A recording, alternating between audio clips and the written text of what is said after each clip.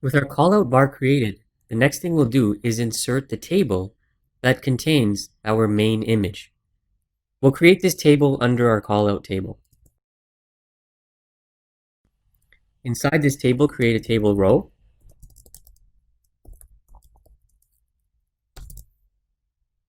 And inside the table row, create a table column. Give this column an alignment attribute set to center because we want the image to be in the center of the column. And inside this column, create a nested table. Then create a table row.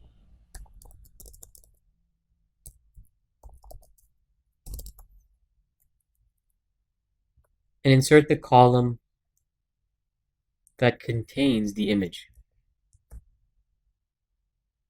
Now this image can be found in your downloads folder.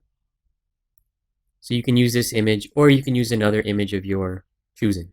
So you can see we've given this column a center alignment attribute. We've inserted the image with a source attribute set to the image name.